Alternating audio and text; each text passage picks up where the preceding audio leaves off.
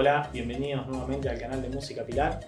Hoy vamos a hablar de algo que nos preguntan siempre, el tema impedancias entre baffles y potencias. Bueno, básicamente, primeras dudas y cosas para sacarnos. Cuando uno conecta un baffle después del otro, eso está en paralelo. A pesar que mucha gente le dice el famoso loopear baffles, uno dice que está en serie. No está en serie, está en paralelo. ¿Por qué hago esta aclaración? Impedancia. La impedancia, que es de cada baffle, de cada parlante, la mayoría de los parlantes son de 8 ohm, en el 90%. Hay de 4, hay de 16. Pero casi todos los que usamos simple, ¿no? Un parlante de 15, de 12 con un driver, cuando uno lo mide, da aproximadamente 8 ohms.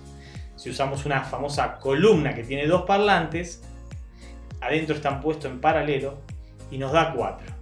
Y la primera pregunta y lo que uno piensa es, ¿cómo? Si tengo 8 y otro parlante de 8, eso debería dar 16. Bueno, en la impedancia se divide. Es decir, dos parlantes puestos en paralelo, dos parlantes de 8, da 4. Y si tuviéramos dos columnas de 4 y las ponemos juntas en paralelo, da 2 ohms. Ese es el gran key de la cuestión que uno tiene que tener siempre en cuenta. Baja, no sube la impedancia si está puesto en paralelo.